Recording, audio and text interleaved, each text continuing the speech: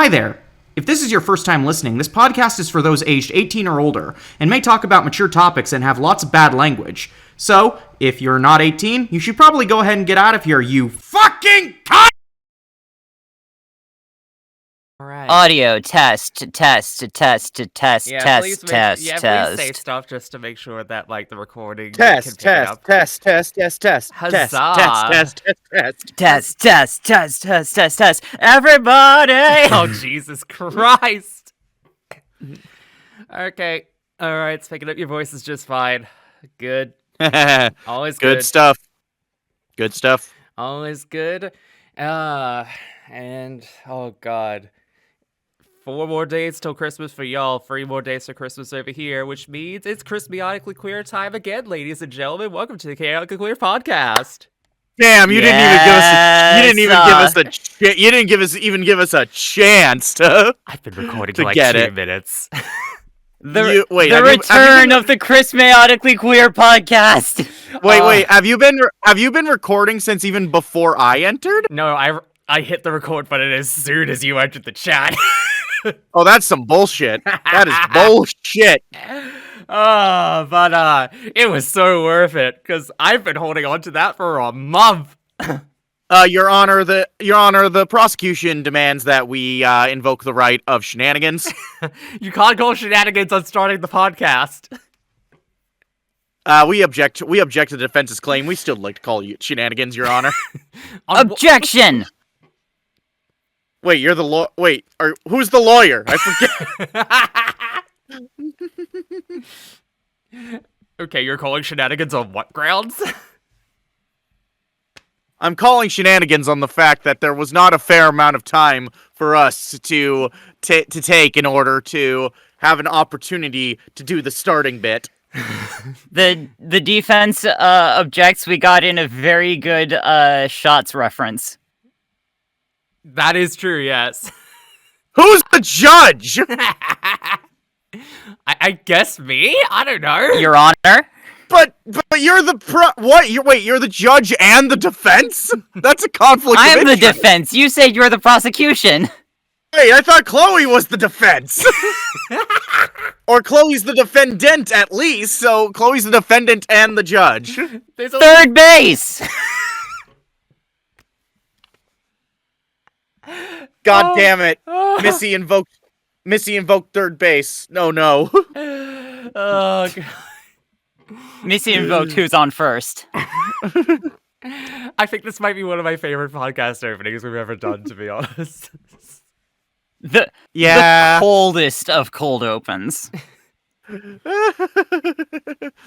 So how's everyone doing? Oh, doing pretty good. I fucking did my first ever Christmas get together last night. So that's sort of why I'm let's in the go. mood for it. Yeah, and our fridge is now full of leftovers because everyone brought a huge plate of something.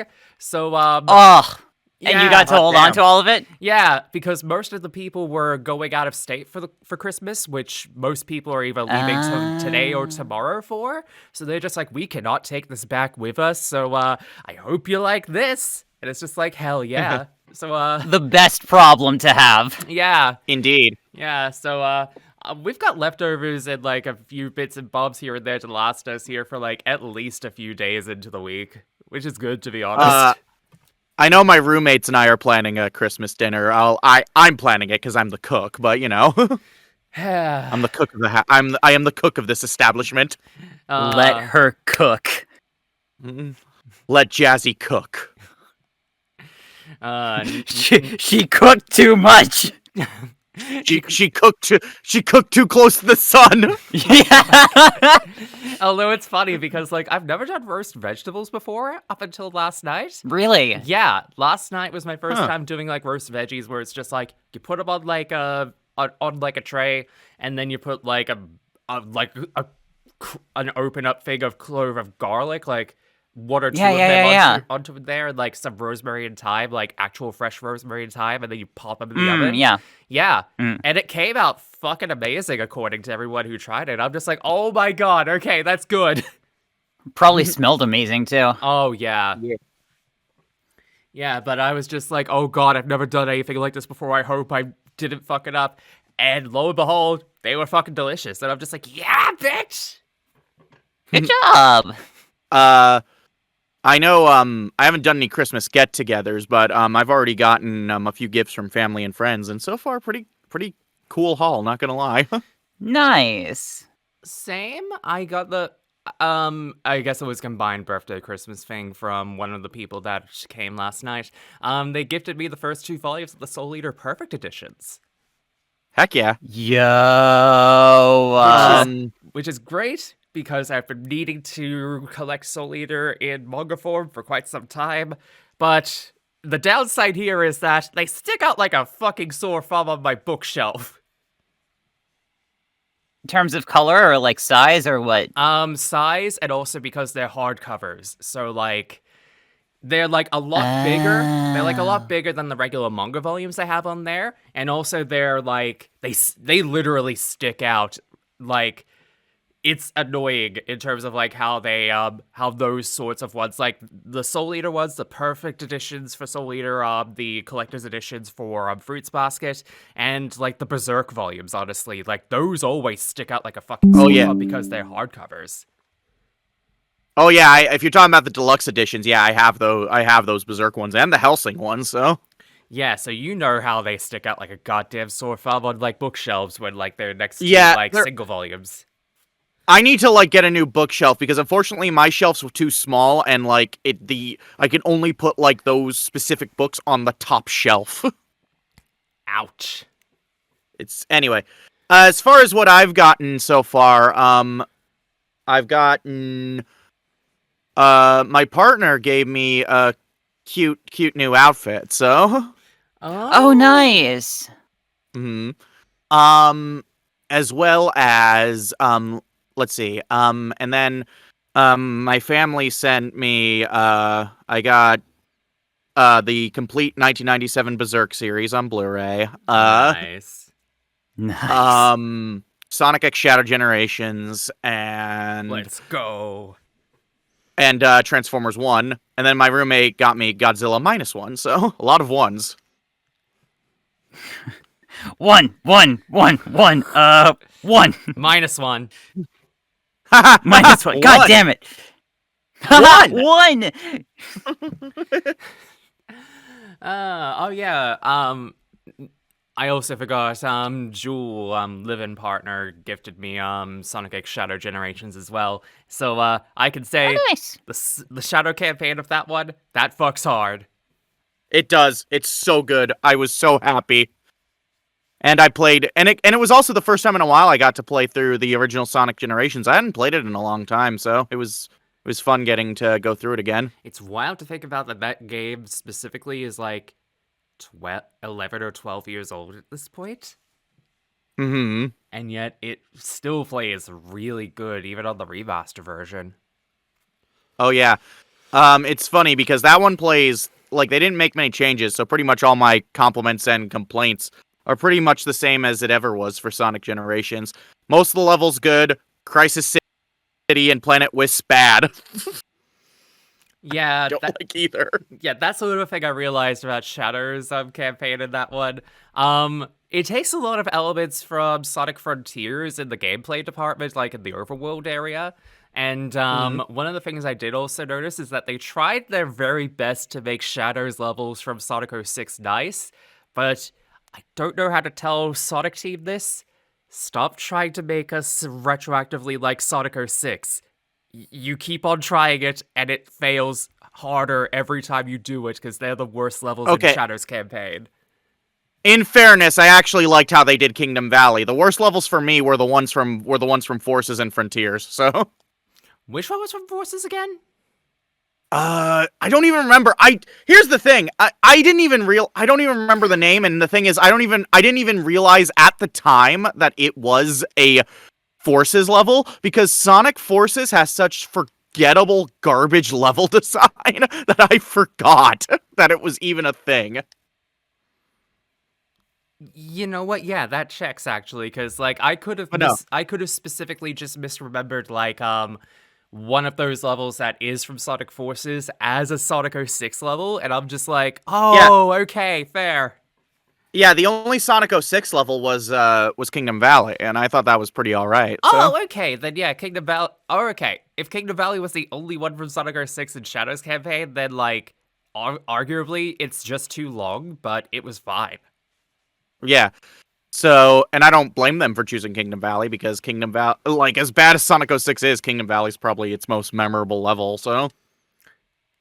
That is kind of sad, in all honesty, given, like, everything in Sonic 06. Look, the point is, Sonic 06 is bad. That's the point of everything, Chloe. You're not wrong. And I know I'm saying so much. Like, yeah, I know, I'm completely mind-blowing that Sonic 06 is a bad game, but, you know, you gotta learn sometime. Okay, I hate this. I'm trying to look up the level in particular, but when I'm looking up specifically the levels in Shadow Generations, it lists Kingdom Valley as from Sonic Forces, and I'm like, bitch, no? It's because the algorithm runs on AI and it's garbage. No, Welcome to search engine. No, this is on GameRant.com. Oh, okay. Then whoever wrote on Game Rant doesn't know what they're talking about. Yeah. But I'm assuming it was Chaos. Chaos Island? Chaos Island was from Frontiers. It was basically they made a linear stage out of the open world, basically. Oh, wait a minute. No, it was Sunset Heights that was my least favorite one from there. That was Forces. Yeah, because Sunset Heights has like those goddamn twists and turns and everything like that. It's so annoying. Mm-hmm. I just find it funny how you're like, man, I hate having all these Sonic 06 levels in this game. They're so bad, and I'm like, there's only one in Shadows campaign, Chloe. Yeah, look. After a while, they just kind of blur together in terms of like, wait, which game are they from again? Right. That's fair. I have not received anything yet or early for Christmas, at least as of recording. So instead, shall I rip the Band-Aid off? With which thing? The movie we need to talk about? Ghibli? Yeah, go right ahead. Okay. Pom Poko is interesting. That's one way of putting it. And certainly a way to start off this one. Oh, we've been going for 15 minutes already. Like, yeah, but I'm specifically meaning about like the way to start off a Pom Poko specifically. Oh, sure.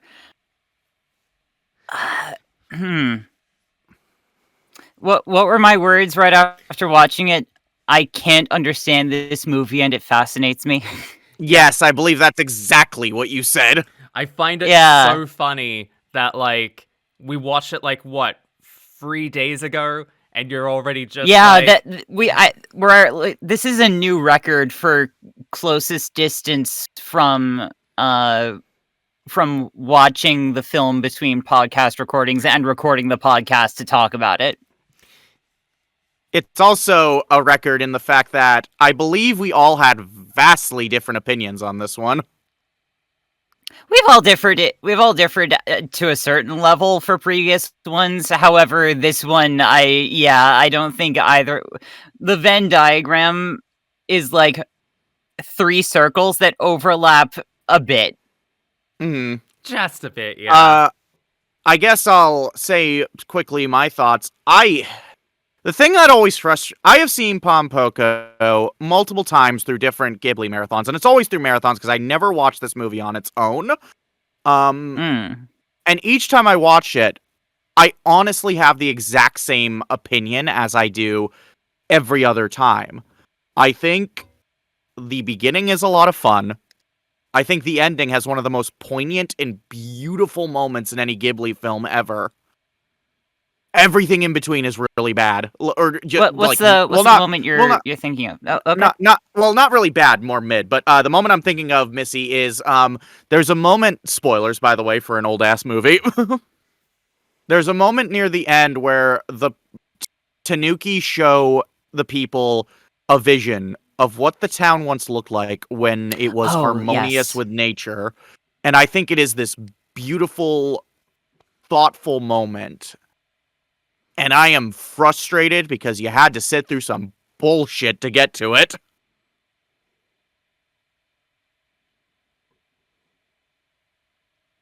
Yeah. I actually think the segments, the idea of the reunion at the end was really good. There was a lot there. I distinctly remember sitting watching the movie. The movie itself is 2 hours long.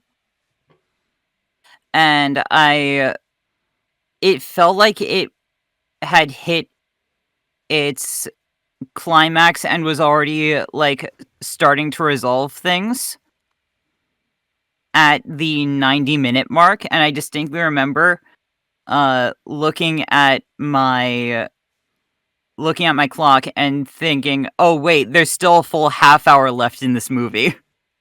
Yep. It's weird. It's weird because I think this isn't necessarily a bad movie per se. I think it's entertaining, yeah. I think it's but big thick butt here. Can't relate, sorry.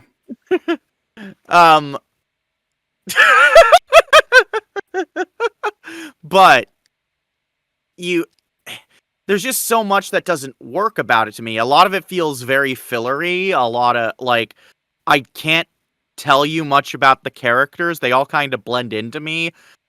The English dub is fine, though there is a few noticeably very bland performances sprinkled in throughout.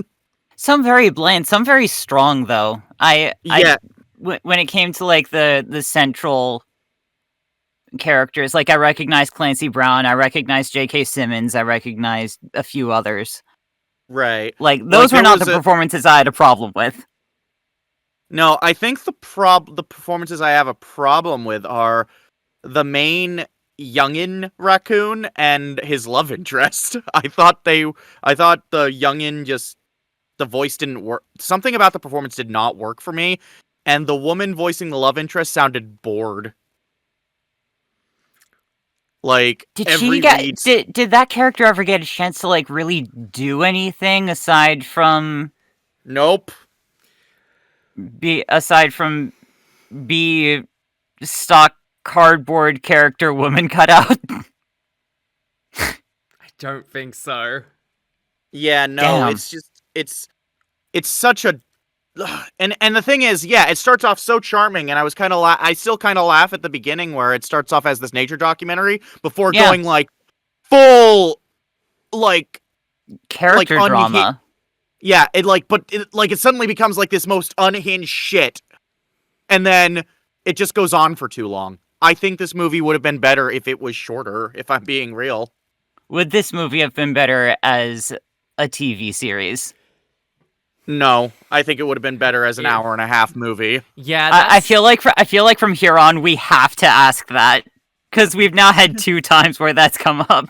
I mean, the thing about Ocean Waves last time is that it could have been a TV series because it was made for TV and it has a TV budget. Pom Poko, I don't feel like could be able to work as like a TV series, specifically because its whole thematic concept and the way that's like framed as could not work as a TV series, to be honest. I do definitely agree with the idea that, like, this could have been 90 minutes or, like, nowhere close to 2 hours because, oh my god, yeah, I felt it dragging on to the point I actively checked how long we had in the movie by the time the little parade section happened, and I'm just like, oh my god, we have 30 more minutes this movie? What? Yeah, it's fun. It's fun when we, because, like, Chloe, the way that we watch these movies all together is we all pile into a Discord call, and Chloe screen shares it. So I get to see whenever your cursor shows up on screen and you're checking how much longer the movie goes for. Yeah, no, I know. I noticed that too, which is why I was surprised when we were kind of talking about it afterwards. You were a lot more positive on this movie than either Missy or myself. Look, I will put it like this because the way that we have discussed these Ghibli movies in the past, I've sort of realized that the way that I've sort of ranked these is really different. And the way that I feel about it is that, like, I do definitely have problems with Pom Poko. I definitely feel like this should have been a 90-minute film. I definitely feel like some characters really were not worth the salt of bringing them up because if they're not really going to do anything. I really hate that one weird transphobic joke in the first 15 minutes of this movie.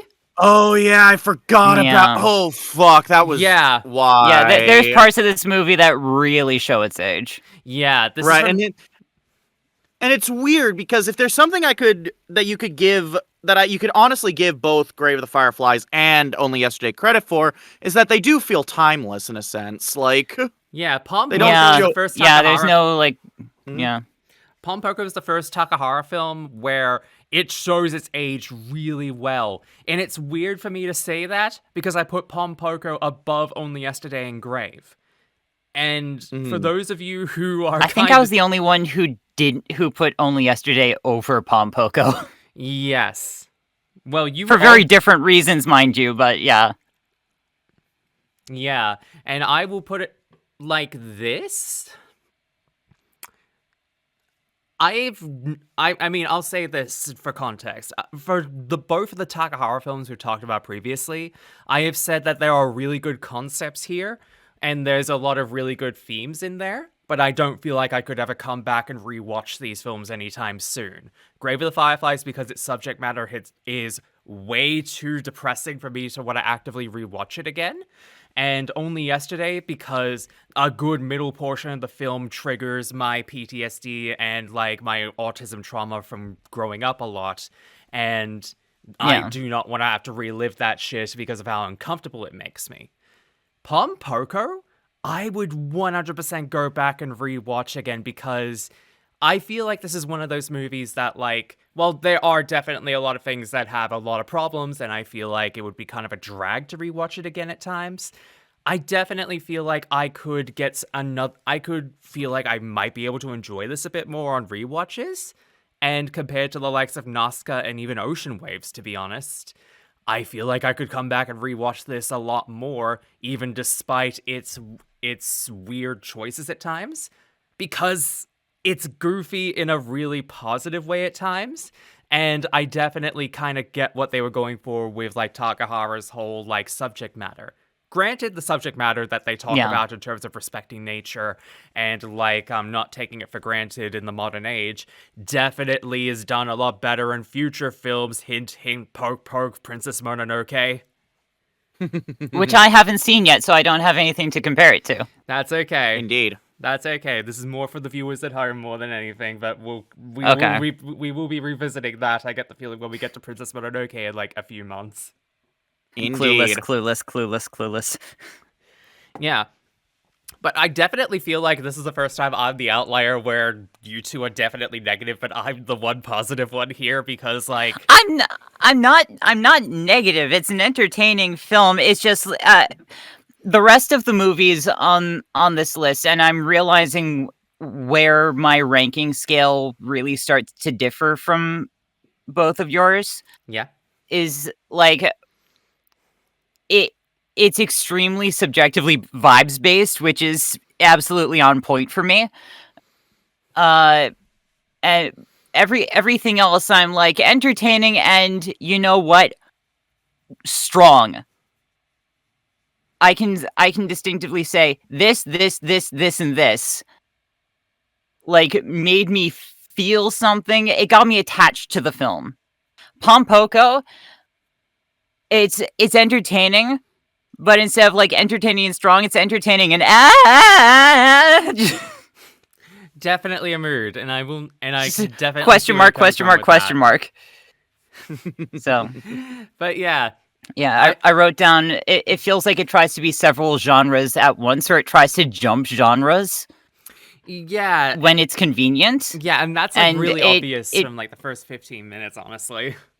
It feels like dipping the taco chip in every dip dish and getting a little bit of each of those dips in everything else. Like, it's that sort of genre cross-contamination that just kind of makes each individual choice weaker for me.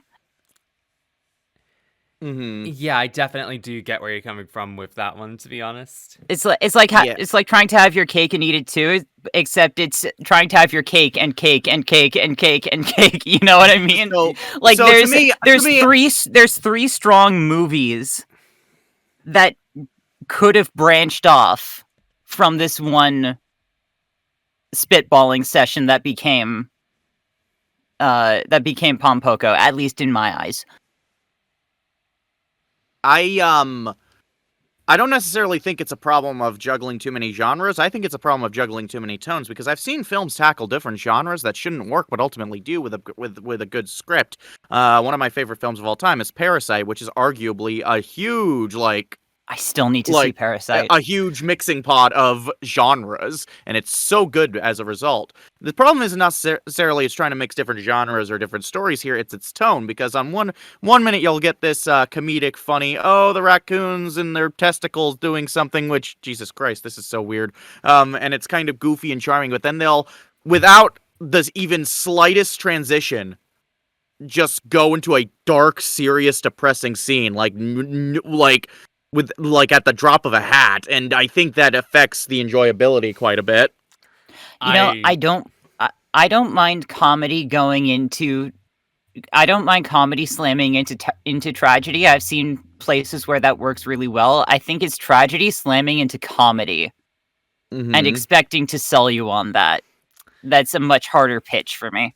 Oh my! Right. I've seen there's an art to kind of making such a major tonal shift within the same movie, and it's weird to me that Takahata of all directors fumbled that, because he did that perfectly, and only yesterday he transitioned extremely well between drama and comedy. You're not wrong. It's weird. So it's weird to me that he dropped the ball here. I will definitely say something. The way that we're talking about it right now, and the way that we're talking about the transition of everything, the perfect way I could describe this film, to be honest, is if you came into the movie expecting something very silly and offbeat like Hop, and then right within the first 15 to 20 minutes, boom, you're watching Watership Down. That's a fascinating comparison. It's the first thing that came into my head, because it goes with goofy shenanigans with animals, and then boom, environmental stuff, and also animals are dying. Yeah. I remember back when I first watched this movie, the scene that really made me realize the tone was weird is there was a scene where they were kind of fucking around with the humans and messing with their stuff, and it's oh, it's cute, and then suddenly, without any warning, it cuts to a newscaster saying, by the way, everyone died. Yeah. Jesus. Yeah. Jesus. It's kind of fucked like that, to be honest. Yeah. Yeah. It is surprising. This is the first. This is the first film, and in some ways, it's kind of impressive that it took us this long to get here. But you have finally made me ambivalent about a Ghibli film. So yeah, that was congratulations. That was a movie that. I guess we could just say at the end of the day, Pom Poko was a movie. Yeah. Okay, so I guess, podcast ranking, because, I was the only one that really put it, above, near, the bottom two slots. I guess podcast ranking would have us, I guess it's safe to say it would go between, would we put it between Nazca and Ocean Waves, or Nazca and Grave of the Fireflies at this point? I don't know. At this point, I think... I know, at least I'll speak for myself. I have thoroughly lost the thread of,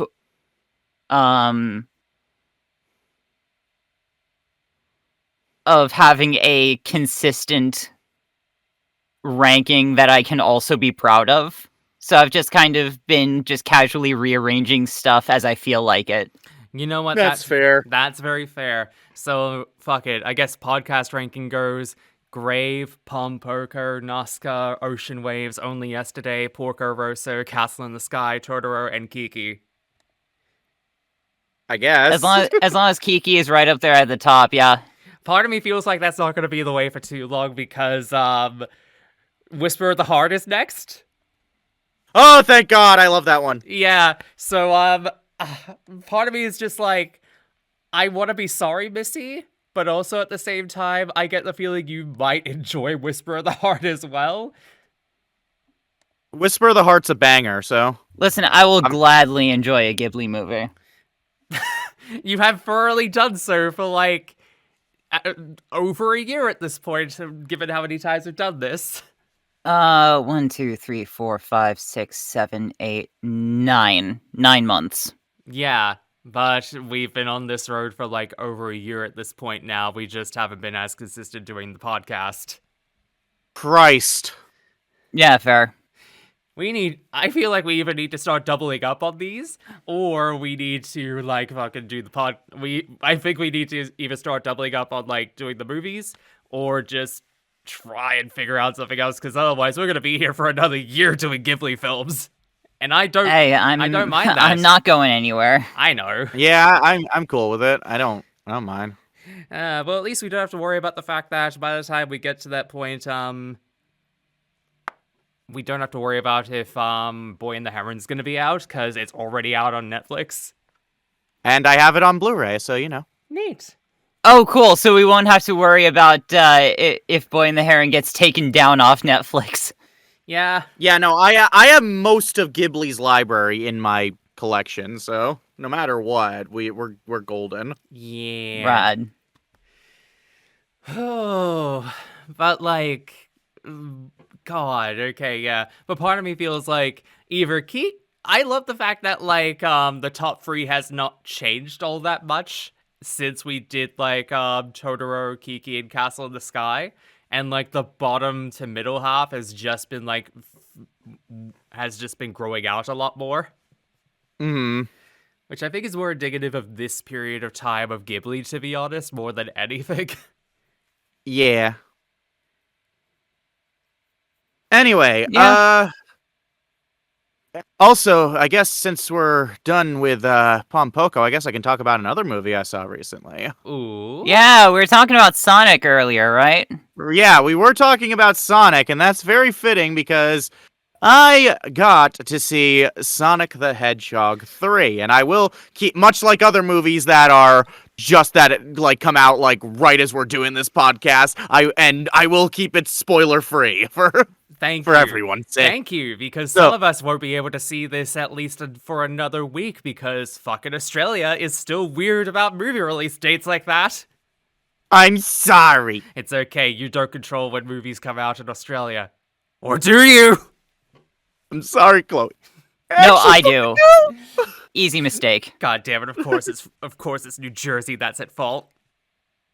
Don't blame New Jersey, blame me. Don't blame New Jersey. New Jersey fucking catching strays here. So, Sonic 3.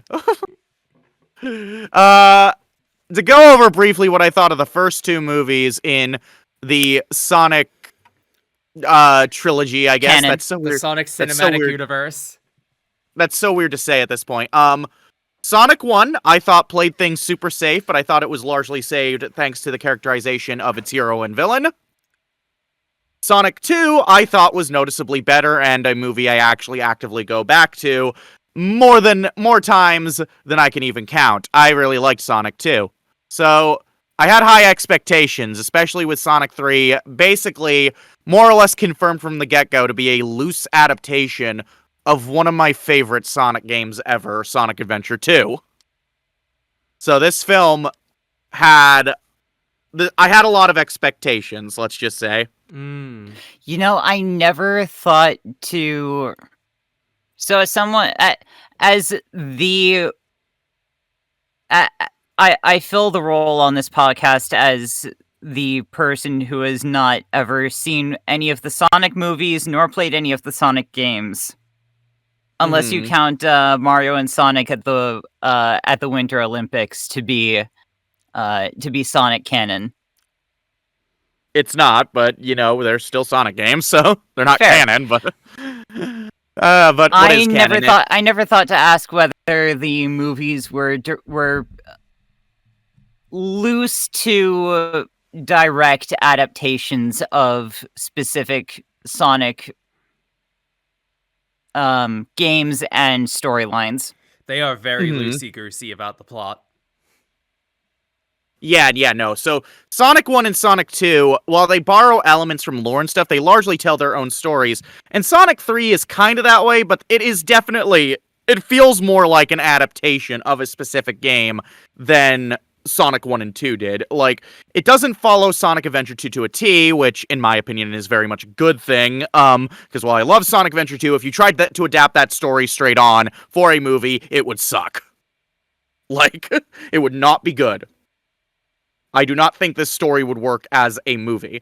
So I knew going in there would be a lot of adaptational changes, especially to fit it in the universe that they set up for these films, since they're pretty, like, it's kind of their own thing. So, with all that in mind, with my expectations but also understandings in mind, what did I think of Sonic 3? I fucking loved it. Oh my god, I loved it. Hell fucking yeah. Yeah, so I only had one major issue with this movie. I think, and that is, I thought Jim Carrey's antics got a bit overbearing this time around. Like, I didn't think it wasn't funny, but I thought it was weirdly all over the place, and I was not really a fan of casting him as Gerald Robotnik. Yeah. I will say, I think this would have worked much better if you got someone, either asked Carrey to do a serious performance as the character, or just got a different actor entirely. Because there are times in the movie where he actually does carry a sense of, like, tragedy and menace to Gerald Robotnik that I actually really liked. I just wish that was in more of the movie. And I just think it would have been more interesting if you had, like, goofy Jim Carrey, Ivo Robotnik playing off of serious, I'm going to kill everyone, Gerald Robotnik. Honestly, that was sort of a big worry for me, like, going into this, that, like, Jim Carrey playing both Robotniks would get, like, a bit too tonal, especially given the fact that, like, Gerald is very much, like, crazy, insane, got no brain, insane in the membrane. And like I said, there are times where I think Jim Carrey plays a very loyal Gerald Robotnik. It's just not most of this performance. I'd say it's about half the performance. Yeah. Half the performance is a dark, like, kind of the menacing, going insane Gerald Robotnik. And like I said, when he's doing that, I liked the performance. I'll say I think he did a good job as both characters. I just think they needed to lighten up on his antics when it came to this particular character. Yeah, definitely. Honestly, somebody else should have played Gerald Robotnik, to be honest. I was always ride or die for either Jonathan Banks or Tobin Bell playing the character personally, but that's just me. That's just my inner Better Call Saul and Saw fan talking. Fair. But other than that issue, I thought this was so good. Everything with Shadow was so goddamn perfect, I'm not gonna lie. Like, they handled Shadow beautifully. Keanu Reeves was fucking amazing. I won't go into spoilers into what they keep, into what they change, but I will say his backstory was handled really well, and I actually felt heartbroken for the poor dude. Like, Jesus Christ. Oh boy, let's go. They go actually pretty in depth in his time before shit goes down, basically, and I really liked that. The action was fun. The humor, for the most part, was funny. This is the first of these movies to not have a fart joke. Thank you. Oh, I can't believe that's such a low bar to clear, but here we are. Sonic himself was great. The humans were somehow even more, like, kind of more background characters than they were in the second, but I prefer that, so. I'm honestly glad they're not doing the Transformers thing where they try and make the squishy humans the forefront of the movie. No. Like, Jason Marsden and Tika Sumpter still have, like, stuff to do in this movie, along with a few of the other humans, but they're not at the forefront. In fact, there's, like, a long period of time, like, from the first act to the second act, where, like, the two main humans aren't even around, and I kind of liked that. I'd say the last half of the first act to the first half of the second act, they're just not there. And it in the movie was kind of better for it. As it should. Mm-hmm. I think they did a really good job at a lot of the references to previous Sonic works. There's plenty of references to SA2 and Shadow the Hedgehog specifically, which makes sense considering those are the games that they're taking the most from. Did they give Shadow a gun? Well, it was in the trailer, so I can say this. Yes, Shadow has a gun at one point, and it's glorious. Also, because it was shown online before the movie came out, I do love the fact that they use like the leitmotif of Live and Learn for Shadow's theme in the movie. Right. Live and Learn pops up in a lot of this movie's score, actually, and it really worked. It helped because they made it no secret that Live and Learn's in the movie, and yes, it is, and it's it's so good. I mean, it's an SA2 movie. I'm almost certain if you didn't have Live and Learn in it at least once, the fans would fucking riot. It's funny because there are things that happen in this movie that also happened in SA2, but they don't happen for the same reason. To give a minor, not really spoilery example, there is a bit where Gun is after Sonic, but it's not for the same reason as the game, which is good because in the game it makes no sense, so... Yep. So they did a very good job I was really impressed on how they translated a lot of the major plot points from Sonic Adventure 2 into this movie. They actually did it extremely well and in a way that made sense for this universe that they established. Like I said, performances are great. Keanu was easily the highlight as Shadow. I also got to give mention, the kid they got to play Maria did an amazing job, and I'll just say to satisfy any morbid curiosity, no, there wasn't any cheering at my showing for one bit. Okay. I have seen the meme, but I'm just like, why would people cheer for that? It's so sad. I'm kind of happy it didn't happen. My roommates and I joked about it, but none of us were going to do it, and we were just like, yeah, we're kind of happy there wasn't any, so. Yeah, that's very fair. Although now I'm very curious, given the fact that now that they've been able to implement Shadow into the movie just fine, does this mean we're getting Sonic? Well, I know for the fact that they've announced Sonic the Hedgehog 4, and Sonic the Hedgehog 3 has only been out for like less than a week, and they've already announced a 4th film. Does this mean we're getting Sonic Heroes next? That'd be interesting. I will say also, if anyone hasn't seen it yet, definitely stay. There's both a mid-credits and a post-credits scene that are definitely worth your time. You'll be hyped. I have seen that online already, and I'm kind of glad that people announced that, like IGN and whatnot, so that people are aware, because I feel like we're normalized now to just stick till the end just in case. But it's good to know that there's one that people inform you when it's worth your fucking time to stick around, because if it's just some dumb bullshit like it was at the end of Spider-Man Homecoming, I'm just like, oh, so I stuck around for nothing. Yeah, no, these are scenes worth sticking around for, I will say. Good. Yeah, no. But yeah, no, this was a really good movie. I had a fun time. It's rare that a film series gets better with each entry, but dang, Sonic found a way. It's kind of amazing. We've come a long way from that first goddamn trailer for the original movie to this, to a movie that's got so much hype, it's kicking Disney's ass. Can you believe But Jazzy, Sonic teeth. Can you believe that first Sonic movie is nearly 5 years old? What? Time. It came out in 2020, I recall, because I saw it when I was in the States before the pandemic happened.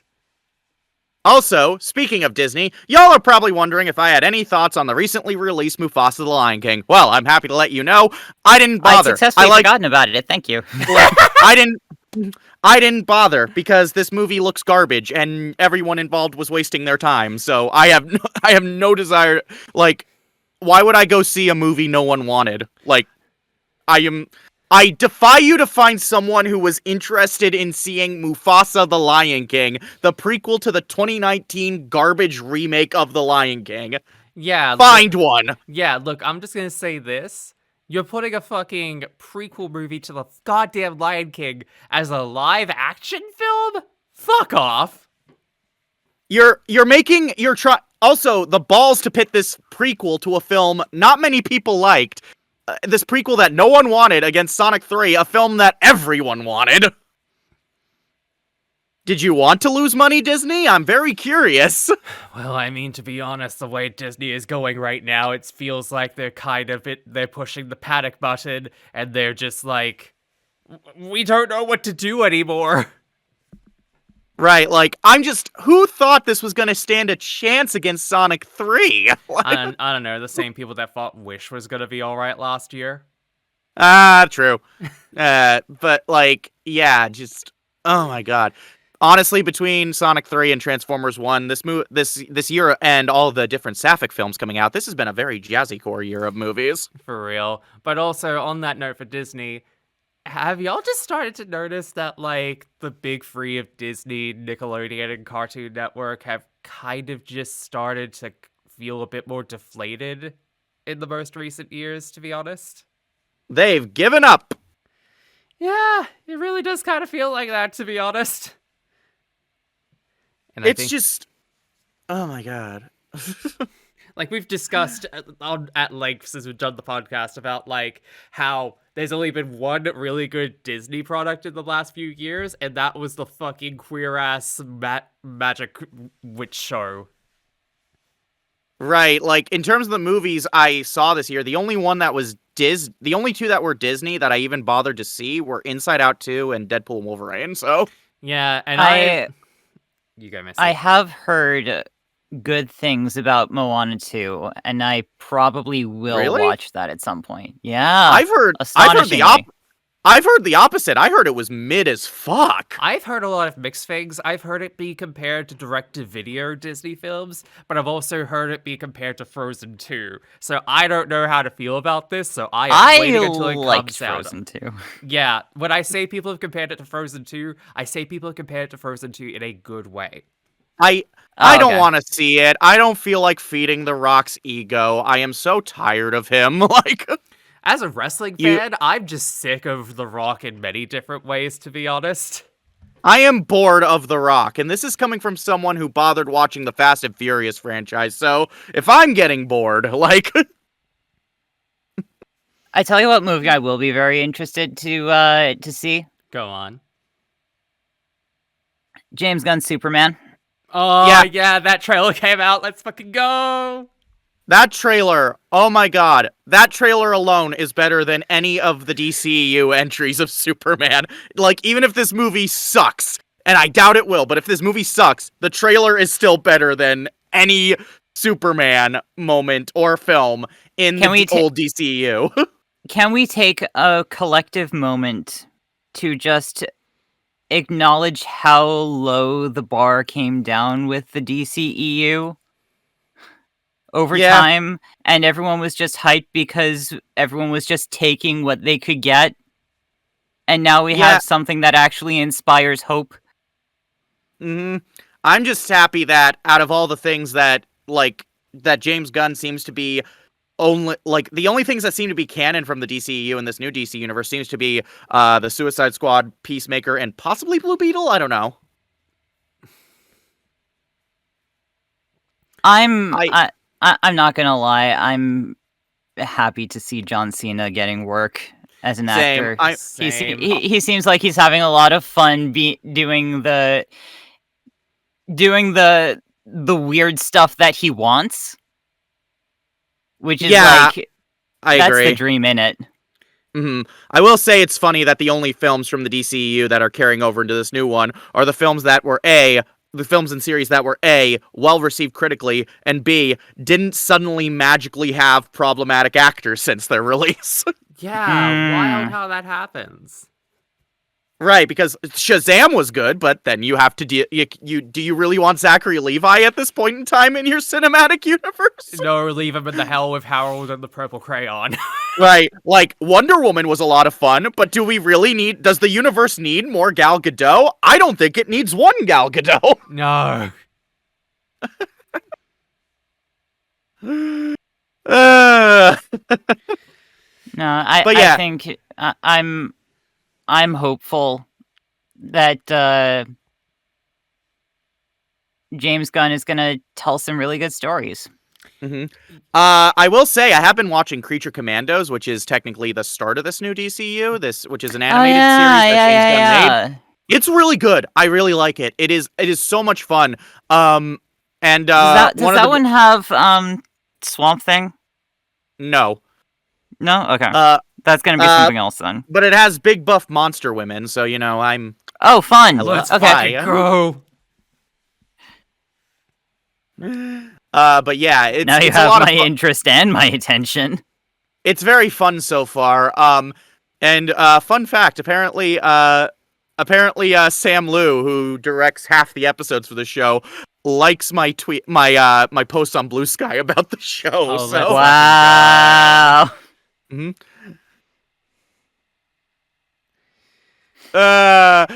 Sam, if you ever find my posts about all the bad shit I ever said about your Killing Joke movie, I'm sorry. Oh my well, god! I'm not because I stand by that's a bad movie, but I stand by all the mean stuff I said. I forgot I don't he stand did by. that one. I apologize for the mean stuff. God, I'm bad at words. No, I stand by the mean stuff. Oh god. I stand next to the mean stuff about 5 feet over. Good god. Right. Oh god. It just dawned on me that this year is ending in like 9 days, and I'm like, oh god. Oh god. That being said, though, how has your years all been, to be honest? 10 days. Let's not rush things.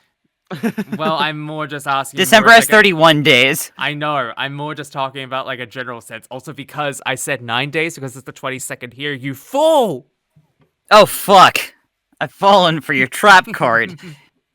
It's been crazy, honestly. Like a lot. I think I've made both great strides in both my personal life and my professional life, and it's just. God, where was I at the beginning of the year at this point? Huh. I got to do, like, professionally, I got to do more roles, got to participate in fan events, and even got to be in a movie. Yeah. And that's just insane to me. And hell, I'm starting next year by going to another event, and I'm like, what happened? It's weird. Everything goes fast. I'm not like it's not overwhelming, but like it's strange to me if that makes sense. Yeah, that makes sense. No, I get it. It's a change of pace. Yeah. Mm-hmm. Yeah. On my personal life, I'm obviously like making new friends, meeting a lot of people, and doing well in helping my relationship with my partner continue to grow. So. Yeah. That has been really lovely to see, to be honest. Mm-hmm. God, I am so happy. Speaking of which, I am so happy with what I got them for Christmas this year. Hell, yeah. Nice. They've already gotten it, or they've already gotten one and already know the other, so I might as well say here. I got them the first volume of the Life is Strange graphic novel. Oh, fuck yeah. Nice. And a lesbian pride bracelet to celebrate their publicly coming out. So hey, yo, let's go. Ah, Mazel Tov. Yeah.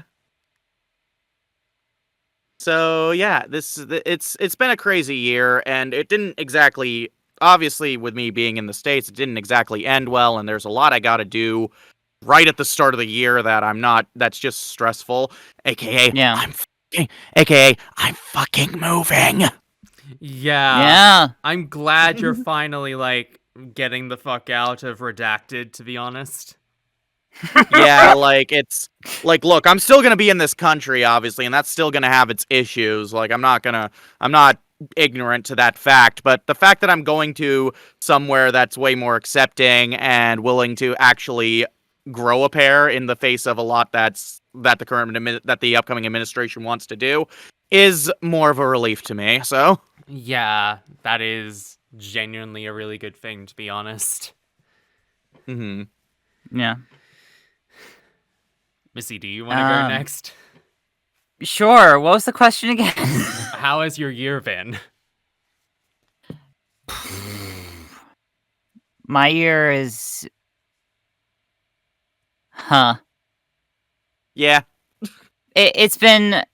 I think as fast as your year has been, Jazzy, my year has been really slow. Huh. Not a whole lot has been... It's been a very quiet year for me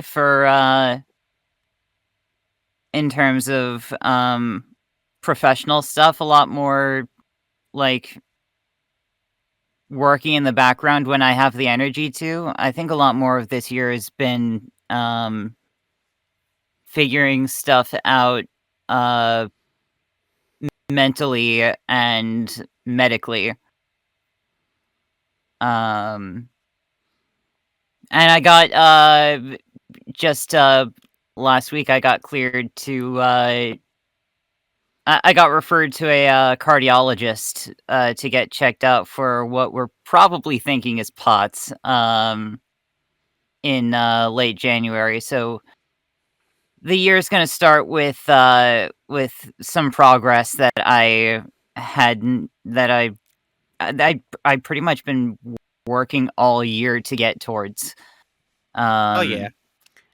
And all of that is really valid, to be honest. And like, I will say this, I'm really Yeah. glad you're getting that shit sorted out, to be honest, because from what you've told me about it, it sounds like it's been kind of a thing that's been needing to get sorted out for a long while. No, this year I made a lot of strides in mental health therapy. I broke down a lot of a lot of trauma barriers that like kept me closed off from a lot of people. Just because that was my way to stay safe for a long time. And then I had physical therapy over the summer into the fall. I actually just had my last physical therapy appointment last week, and yeah, for the lack of posts that I've been able to make that say role announcement, a lot more has happened in terms of my my personal life and my personal well-being, that I almost treat just because I think I'd been putting so much energy towards those this year, I treat them as like more of a relief, I guess.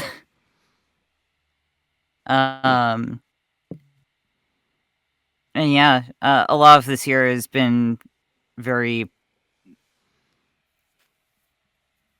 It's been slow, it's been fast, it's been... time has been a fuck. But I'm... Guess what, bitches? I lived. Yeah. And that's the important thing at the end of the day. Yeah. I Chloe, mean, how about you? Mine has kind of been a little bit of a mix of both, to be honest. Like, I've definitely been a lot more slower in terms of like voiceover stuff, but in that same regard, I've probably had a lot more wins this year in terms of what I've done on this channel than what I can say about last year, to be honest. Because the main You've thing... been on a hot streak. Yeah, and Oh, it's yeah. kind of wild to think about that, to be honest. Like, from like from like the video that I released around about July through to like my most recent set of videos, there, aside from the podcast, which arguably I'm sad to say is the one of the lower video count and the view counts on this channel, but I don't care about that because I fucking love doing this with the both of you. I love doing this too. Yeah, and like I will say this, aside from the podcast, at least like all the videos I put out since July have reached at least 1,000 views within like 48 hours. And that is wild to think about with me, to be honest, because I'm just like, look, I'm happy if I get like 500 views on a video, to be honest, within 48 hours. The fact I've been consistently getting to 1K views on all those videos since July, that's wild to me, to be honest. Hell yeah. Yeah. For real. Yeah.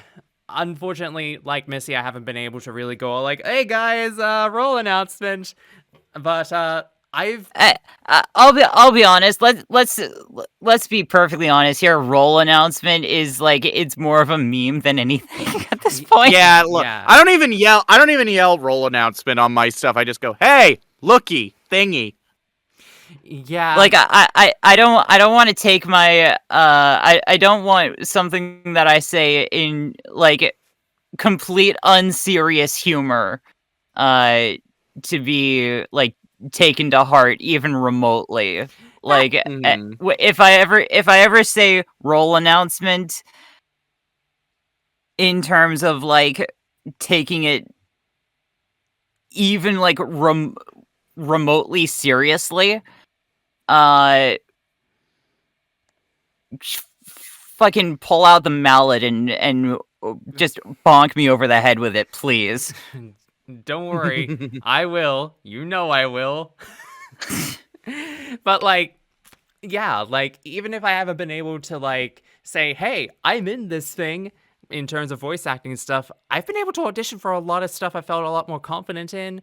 I've been doing a lot more stuff with a lot of people. Like, if you were to tell me right now that I would be regularly on streams with like someone like Ant, and I've been able to do that with you, Jazzy, as well the past few, like over the last 6 months or so. If you were to tell me I was doing that at the beginning of the year, and that I'd be regularly like making like new connections within like the online communities and whatnot, I would not fucking believe you. And yet here I am, a year later, being able to say that. And I've also been able to mod your streams as well there, Jazzy. So I've been really happy about that. And I've also been able to like work on stuff with the both of you like a lot more this past year outside of the podcast. Like I've had you both do stuff for like projects that I've done on this channel a lot more this past year. And I'm really glad I've been able to do that, to be honest, because like, I don't know if you two know this, but I fucking love working with you both in every capacity. And I'm glad that like being able to be friends with the both of you is great in terms of like personal connection stuff. And also be able to be all like, hey, you want to fucking like put your voice in for this like 1 or 2 lines here and there? And you were just like, yeah! That's exactly how we say it. But like, yeah, I'm... in terms of like that sort of stuff for like YouTube and whatnot, I'm really fucking proud of what I've done this past year.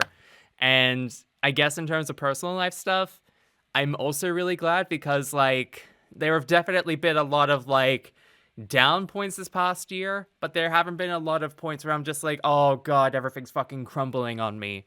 There've been a lot of highs though. Like one of the biggest highs was a few months ago getting to see my wife again for the first time in 4.5 years. So I'm just fucking glad I got to do that.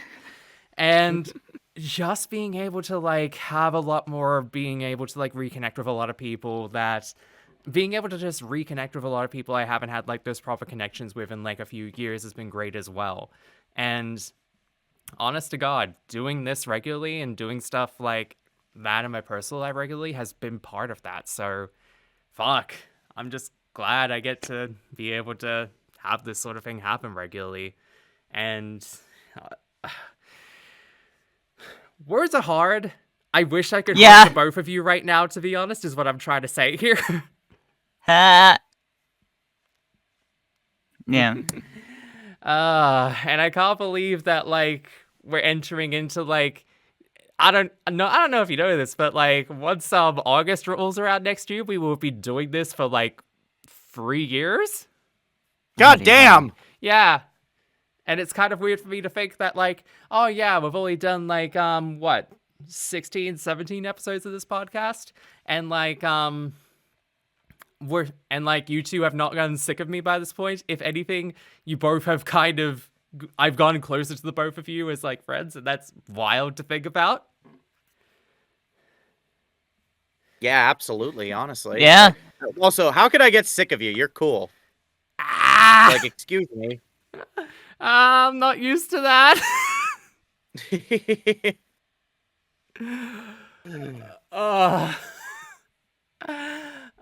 Fuck. Okay. I'm sorry. Brain is just like... My brain just blew. I've been missing this video from my co-host Chloe and Chaz. No. What I gotta do to get her through to you? I'm superhuman. Oh, God. Okay, yeah. I think before my brain properly blue screens, we should probably, like, maybe try this in a proper way. Yeah. I don't know. Hey. Congratulations on a full year of chaotically queer podcasting. Hell yeah! Yeah, well, 2.5 years of doing this, it'll be like, it's wild to think about that we've actually been like more consistent this past year than like any other year we've done this. And we've gotten less professional. How is that possible? How did that happen? Were we ever professional starting out this podcast, to be honest? How did this happen? Oh my God. The answer is no. Jazzy, have you ever seen... Did I ever show you Bill Wurtz's History of the Whole World? No. I don't believe so. Okay. I have something to send to you after we finish recording. Okay. Oh boy. That's wild to think about because like I'm pretty sure like I feel like Bill Wurtz is one of those things that everyone on the internet knows about. How did this happen? Well, everyone except Jazzy. Once! Was waiting on that. All right. Real quick, what the fuck are y'all doing? Like, I think for the next month or so until we do this again, maybe. Let's see. Celebrating the holidays mostly. Doing my last stream of the year tomorrow, actually. So, Mazel tov. What else am I doing? I have a fan event I'm attending here in in censored land. Censored. Yeah, I'll be doing that. That's gonna be fun. So yeah, a lot of good stuff, a lot of fun stuff. Hell yeah. You miss it. I'm currently on break from streaming. I'll be back to streaming on the 30th. In the next year, I'm finally going to get my VTuber lore video done, which I'm doing the art and the voicing for. I plan to get that done. But yeah, on the 30th, I will be going back to streaming. Otherwise, I'm making sure to get fucking rest. Jesus. Yes, please. Chloe.